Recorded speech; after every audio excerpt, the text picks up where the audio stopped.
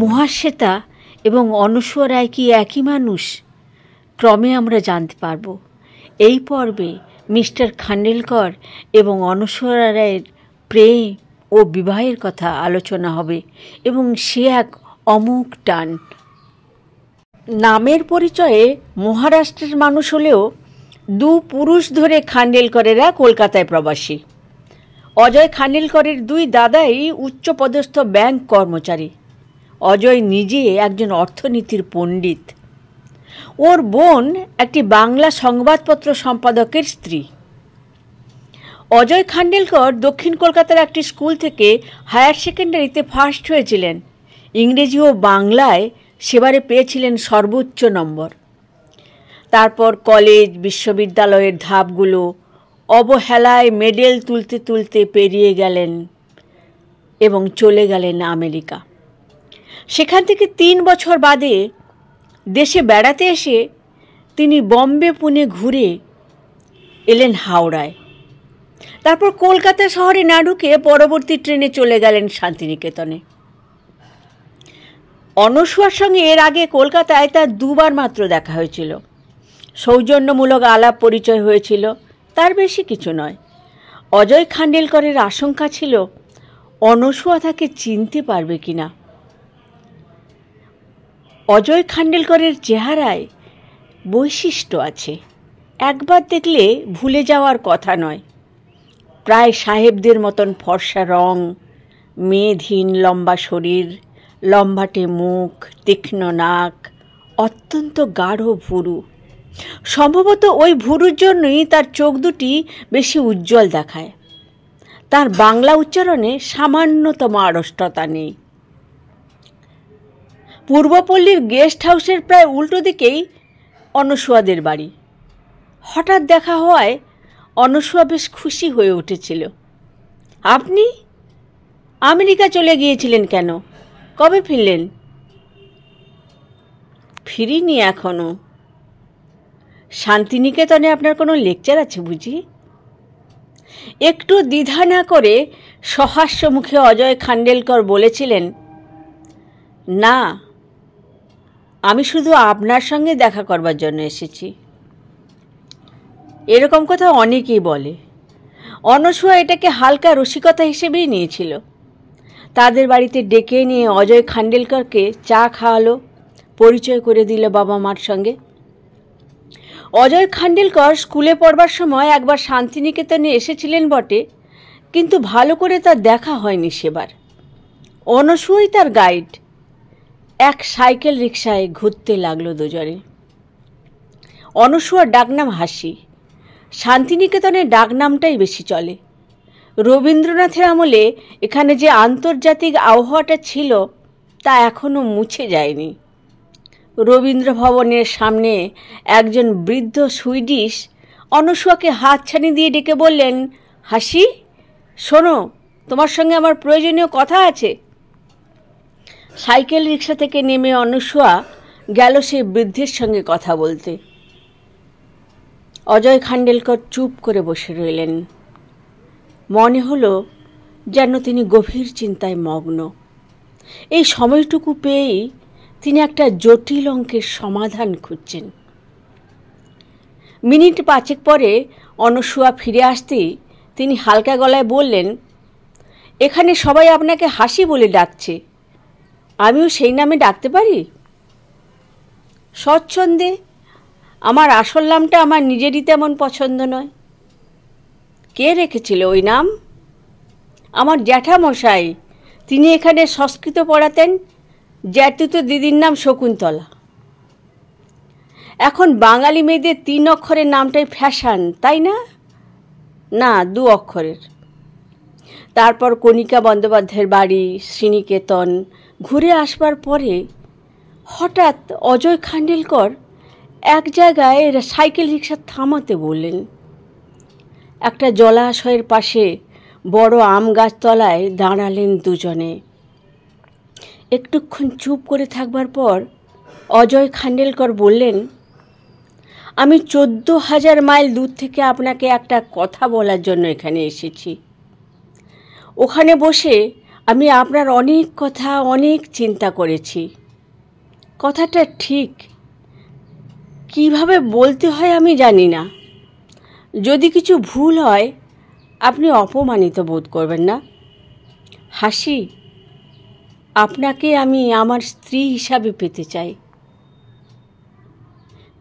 পুরুষদের প্রণয় নিবেদন শোনার পূর্বে অভিজ্ঞতা ছিল অনস্বর। তবু তার কানের ডগায় উষ্ণতা এসেছিল, মুখ রক্তিম হয়েছিল। যা, এসব কি কথা বলছেন? না না না, আপনাকে এক্ষুনি কিছু উত্তর দিতে হবে না। আপনি ভালো করে চিন্তা করে দেখুন। আপনার সঙ্গে আমার মাত্র কয়েকদিনের আলাপ, তাতে কিছু যায় আসে না। এলগিন রোডে ডক্টর মৈত্রের বাড়িতে আপনার সঙ্গে আমার প্রথম দেখা হয়েছিল, মনে আছে? আপনি গান গেয়েছিলেন দুটো, সে গানের লাইনও আমি বলে দিতে পারি। শুনুন, আমি মিথ্যে কথা বলছি না। আমেরিকায় বসে আমি আপনার কথা অনেক ভেবেছি, তারপর সিদ্ধান্ত নিয়েছি। আপনার সিদ্ধান্ত নেওয়ার জন্য আপনি সময় নিন। আমি 2 সপ্তাহ কলকাতায় থাকব, তারপর আর 1 সপ্তাহ পুনেতে। তার মধ্যে আপনি জানাবেন। যদি রাজি না হন তাও জানাবেন, কিংবা যদি 1 বছর 2 বছর অপেক্ষা করতে হয় তাতেও আমি রাজি। আপনি কেন এসব কথা বলছেন? আমি একটা অতি সাধারণ মেয়ে। আমার চোখে আপনি অপ্রতিম। এরপর ফেরার পথে দুজনে আর একটাও কথা বলল না। এক রিকশায় দুজনে বসায় অঙ্গস্পর্শ হয়েছিল বটে, কিন্তু অজয় খান্ডেলকর একবারও হাসির হাত ধরবার চেষ্টা করেননি। তার সমবোধ ও শিষ্টাচার নিখুঁত। পরদিন হাসিকে কলকাতা ও পুনের 2টি ঠিকানা দিয়ে অজয় খান্ডেলকর ফিরে গেলেন। তারপর কয়েকটা দিন হাসির মানসিক জগতে একটা প্রবল আলোড়ন চলল। একটা ঝড়ের মধ্যে সে যেন দিশেহারা, অথচ তার ঘনিষ্ঠ বন্ধু বান্ধবীদের কাছেও সে ব্যাপারে সাহায্য চাইতে পারছে না। হাসি তখন সঙ্গীত ভবনের নামকরা ছাত্রী। রেডিওতে একবার অডিশন দিয়েই পাশ করেছে। কলকাতায় এক বড় অনুষ্ঠানে শ্যামা নৃত্যনাট্যে শেষ মুহূর্তে প্রধানা গায়িকা এসে পৌঁছতে না পারায় হাসি শ্যামার চরিত্রের সবকটি গান গেয়ে খুব সুখ্যাতি পেয়েছিল কাগজে কাগজে। অনেকের আশা হয়েছিল শান্তিনিকেতন থেকে অনেক দিন পর আর একজন প্রতিভাবান রবীন্দ্রসঙ্গীত গায়িকা উঠে আসছে। শুধু গান গাইতে জানলে, ছবি আঁকা শিখলে বা লেখার ক্ষমতা থাকলেই হয় না। শিল্পী হওয়ার জন্য উচ্চাকাঙ্ক্ষা থাকা দরকার। হাসির তা ছিল। হালকা আনন্দের স্রোতে গা ভাসিয়ে দেওয়ার মতন মেয়ে সে নয়। নিশ্চিন্ত সুখী জীবনের প্রতি তার আকর্ষণ ছিল না। সে চেয়েছিল নিজের যোগ্যতার দাবি অর্জন করতে। কিন্তু অজয় খান্ডেলকর সব গোলমাল করে দিল। হাসি মনে মনে হাজারবার বলতে লাগলো, না না না, আমি এখন বিয়ে করব না, কিছুতেই বিয়ে করব না। কিন্তু হাসিকে এই কথা বারবার বলতে হচ্ছেই বা কেন? অজয় খান্ডেলকর তো জোর করেননি, এমনকি হাসির বাবা মাকেও কিছু জানাননি।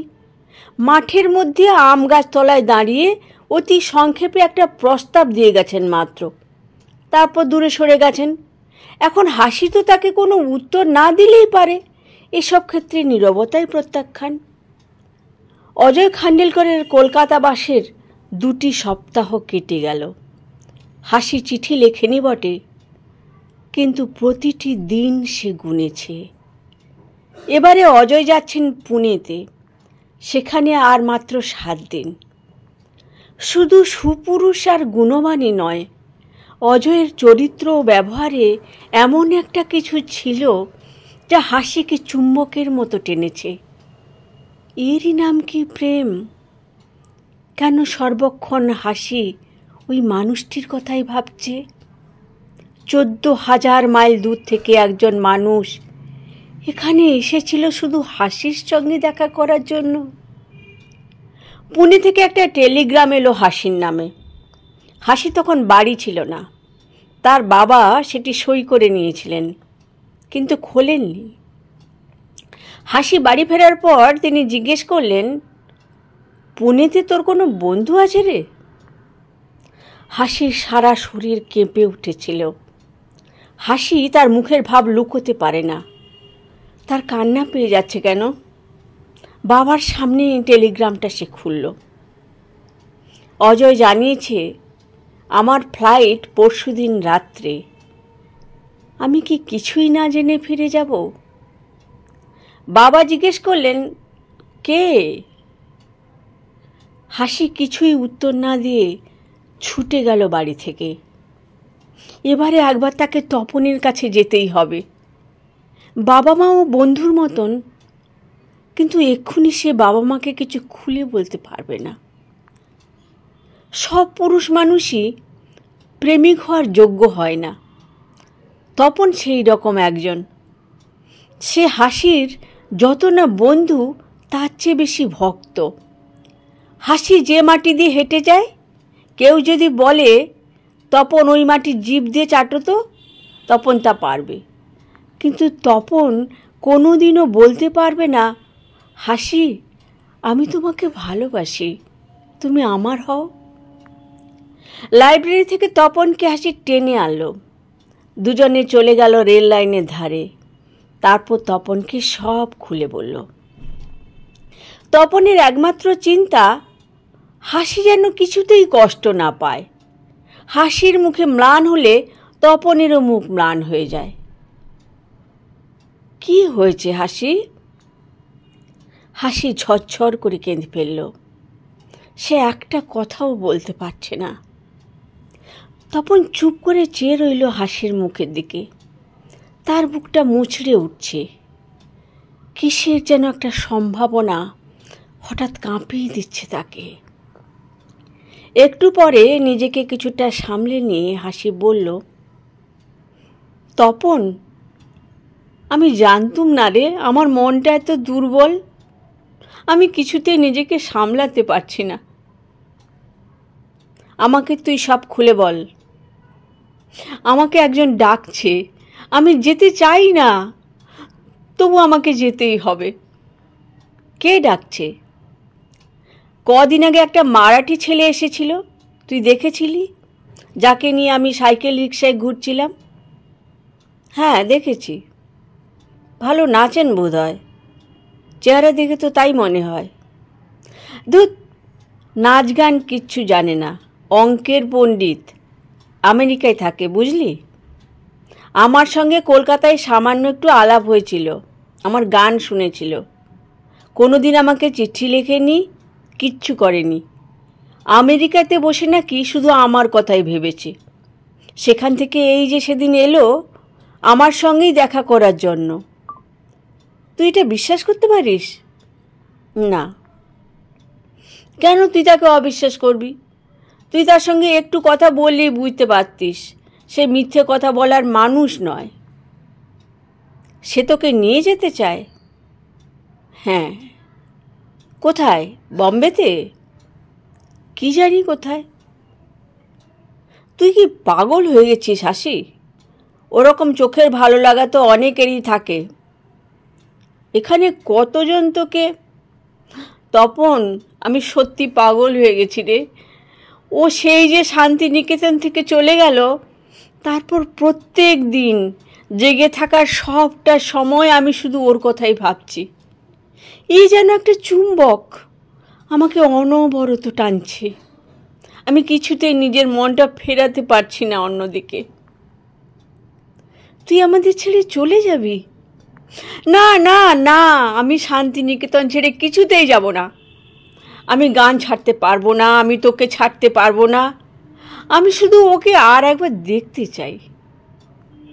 এরপর তপনের হাত দিয়ে একটা টেলিগ্রাম পাঠালো হাসি।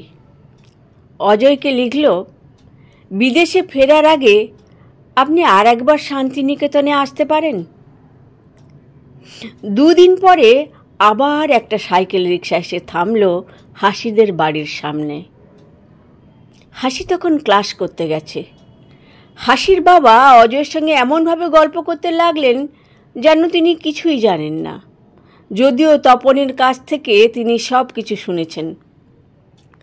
তিনি শুধু একবার জিজ্ঞেস করলেন, শান্তিনিকেতন জায়গাটা আপনার খুব পছন্দ হয়েছে বুঝি?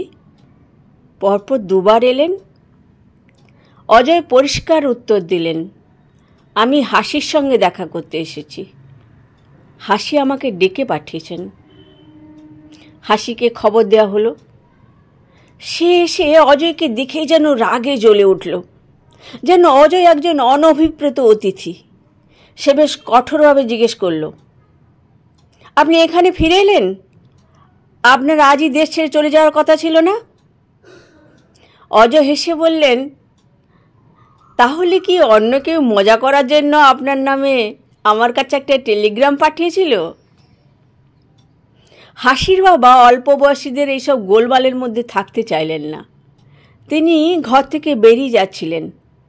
হাসি তাকে ডেকে বললেন, বাবা শোনো, এই লোকটা আমাকে বিরক্ত করছে, জ্বালিয়ে মারছে। এর জন্য আমি রাত্রিরে ঘুমোতে পর্যন্ত পারছি না। অজয় তৎক্ষণাৎ চেয়ার ছেড়ে উঠে দাঁড়িয়ে হাত জোড়ো করে বললেন, আপনার মেয়েকে যদি আমি বিরক্ত করে থাকি সেজন্য ক্ষমা প্রার্থনা করছি। অনুগ্রহ করে এবারের মতন আমাকে মার্জনা করুন। আমি শপথ করছি আমি জীবনে আর কোনো দিন এই শান্তিনিকেতনে পা দেব না। অজয়ের নম্র বিষণ্ণ স্বর শুনে বাবা পর্যন্ত বিচলিত হয়ে বললেন, না না না, আপনি কিছু মনে করবেন না। আমার মেয়েটা একেবারে পাগল, কখন যে কি করে মাথার ঠিক নেই। আপনি বসুন, চাটা শেষ করুন। কিন্তু অজয় আর দাঁড়ালেন না। হাসির দিকে একবারও না তাকিয়ে তিনি বেরিয়ে গেলেন। বিকেলের আগে ট্রেন নেই। দুপুরটা অজয়কে ট্যুরিস্ট লজে কাটাতে হবে। দরজা বন্ধ করে তিনি ঘুম দিলেন। একটু পরেই দরজায় দুম দুম শব্দ। দরজা খুলতেই হাসি ঝড়ের বেগে ঢুকে মাটিতে হাঁটু গেড়ে বসে বলল, আপনি আপনি অতি নিষ্ঠুর। কেন বললেন যে জীবনে আর কোনোদিন শান্তিনিকেতনে পা দেবেন না? শান্তিনিকেতন কি আমার একলার? গুরুদেবের জায়গায় যে কেউ আসতে পারে। অজয় কিছু না বলে এক দৃষ্টি তাকিয়ে রইলেন হাসির মুখের দিকে। হাসি আবার বলল, তুমি শান্তিনিকেতন ছেড়ে যেও না, তুমি এখানেই থাকো। বিদেশে যাওয়ার কি দরকার? আমি শান্তিনিকেতন ছেড়ে যেতে পারবো না। সেই প্রথম অজয় এগিয়ে এসে হাসির হাত ধরে টেনে তুলে তাকে বুকের উপর এনে বললেন, তুমি চলো, কয়েক বছর মাত্র আমরা বিদেশে থাকব, তারপর আবার আমরা ফিরে আসব। তোমার গান বন্ধ হবে না। অত্যন্ত সংক্ষিপ্ত বিবাহ উৎসবের পরই অজয় ফিরে গেলেন আমেরিকায়। হাসিকে থেকে যেতে হলো পরীক্ষার জন্য। পরীক্ষার আর 3 মাস বাকি, কিন্তু সেই সময়টা হাসির মনে হলো বিরাট লম্বা। যে শান্তিনিকেতনকে এত ভালোবাসত হাসি, সেই শান্তিনিকেতন ছেড়ে যাওয়ার জন্য সে ছটফট করতে লাগলো। পরীক্ষা শেষ হওয়ার পর দিনই হাসি দমদম ছেড়ে প্লেন ধরল। অজয় খান্ডেলকরকে বিদেশে থাকতে হলো 7 বছর। মাঝখানে হাসি একবার কয়েক সপ্তাহের জন্য মা বাবার কাছে ঘুরে গিয়েছিল। বিদেশে হাসির স্বাস্থ্য অনেক ভালো হয়েছে। চোখে মুখে এসেছে অন্যরকম দীপ্তি। সবসময় সে আনন্দ উচ্ছল। বিয়েটা তার খুবই সার্থক হয়েছে।